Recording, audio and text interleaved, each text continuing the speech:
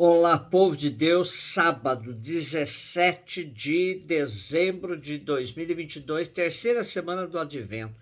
Nossa reflexão de hoje é a partir de Gênesis 49, 2, 8 a 10 e Mateus 1, de 1 a 17.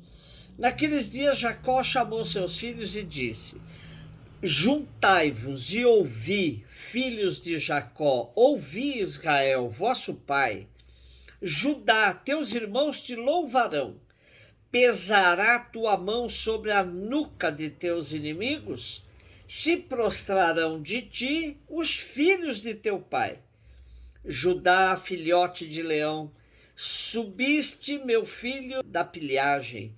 Ele se agacha e se deita como um leão, e como uma leoa. Quem o despertará? O cetro não será tirado de Judá, nem o bastão de comando dentre seus pés, até que venha aquele a quem pertencem e a quem obedecerão os povos. A genealogia indica a raiz de determinada família ou mesmo de um único indivíduo. No texto bíblico, a genealogia está aí para nos mostrar que aquele personagem não surgiu do nada e nem para o nada. Ele descendeu de ancestrais importantes, o que evidencia o próprio plano de Deus. Nossos textos de hoje evidenciam bem essa realidade. Na narrativa de Gênesis, no seu penúltimo capítulo, vemos o patriarca Jacó, moribundo, que reúne a família e pronuncia palavras consideradas sagradas e proféticas sobre o futuro dos seus 12 filhos e da descendência deles. Dentre os 12 filhos de Jacó, Judá vai merecer um destaque, e seus irmãos serão submetidos ao seu poder. Nosso texto de hoje, tal qual uma profecia, exalta a superioridade de Judá entre os seus irmãos por causa de sua força real, semelhante à do leão, e pelo cetro e pela autoridade que exercerá sobre as tribos de Israel e sobre todos os seus inimigos. Trata-se de uma alusão à monarquia davídica, que receberá o cetro do ungido do Senhor, que trará a salvação esperada. Essa profecia irá realizar-se quando o verdadeiro rei anunciado, a quem pertence o cetro, a autoridade e o reino, dominar sobre todos os povos.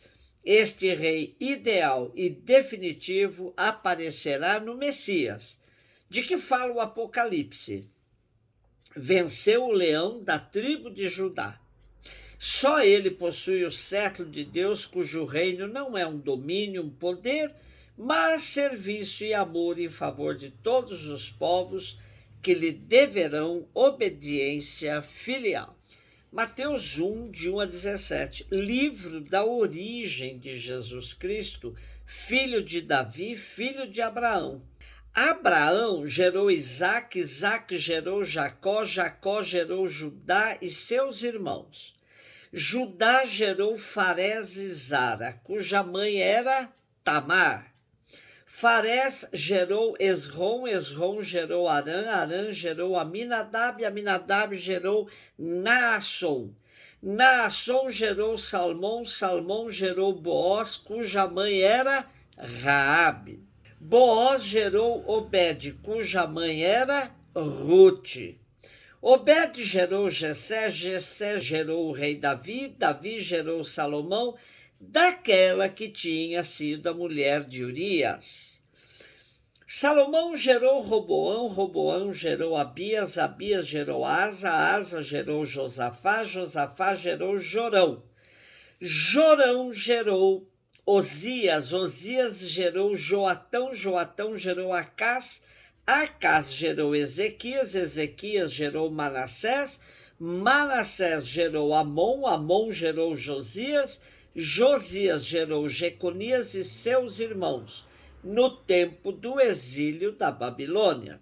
Depois do exílio na Babilônia, Jeconias gerou Salatiel, Salatiel gerou Zorobabel, Zorobabel gerou Abiúde, Abiúde gerou Eliaquim, Eliaquim gerou Azor, Azor gerou Sadoc, Sadoc gerou Aquim, Aquim gerou Eliúde, Eliúde gerou Eleazar, Eleazar gerou Matã, Matã gerou Jacó, Jacó gerou José, o esposo de Maria, da qual nasceu Jesus, que é chamado o Cristo.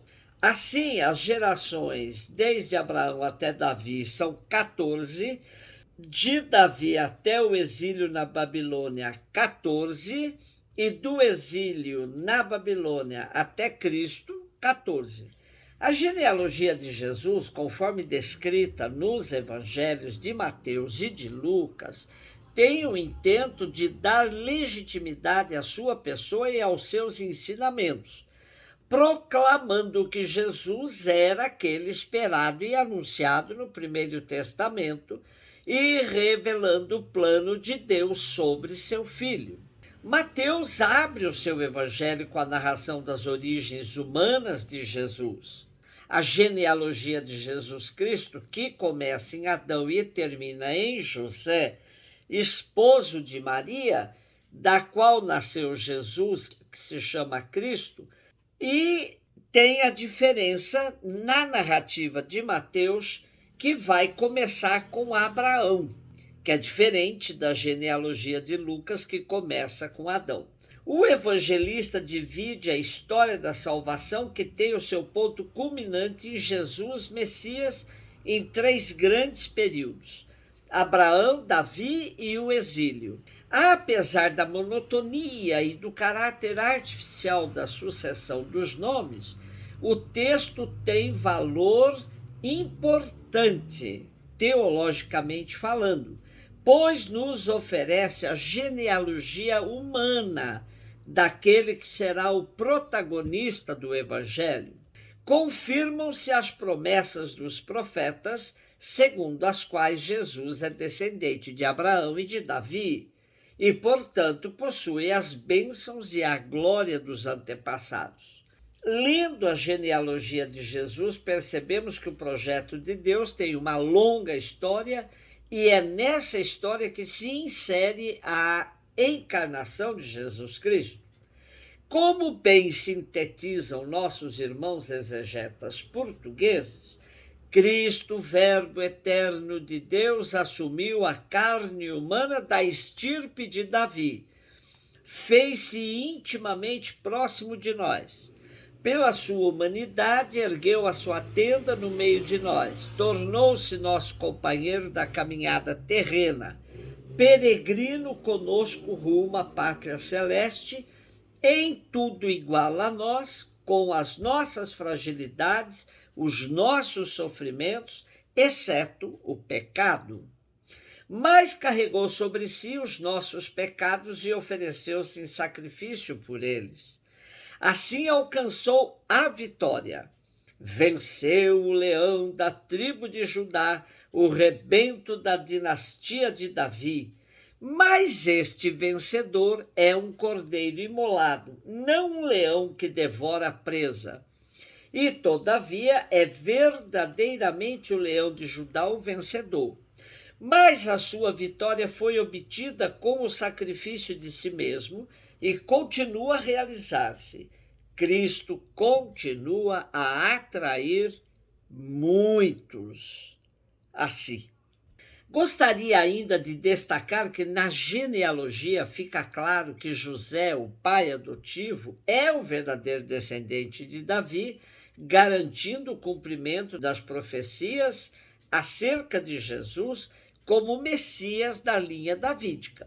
E outro importante destaque está nas referências que Mateus faz a algumas mulheres. Tamar, a mulher forte que fez valer a lei a seu favor, enfrentando o machismo da sua época. Raabe, a prostituta que facilitou a passagem do povo de Deus por Jericó rumo à terra prometida. Rute, a estrangeira que adotou o Deus de Israel e seu povo como seu Deus e seu povo. Bersabeia, que foi mulher de Davi e mãe de Salomão. E Maria, que foi a mãe de Jesus. É muito bom destacar a história dos ancestrais de Jesus, pois nos mostra que o Filho de Deus teve uma família humana tão comum como as nossas. É mais um reforço na encarnação de Jesus, que assumiu nossa condição humana, se fez pobre para enriquecer-nos com a sua pobreza. Um beijo no seu coração.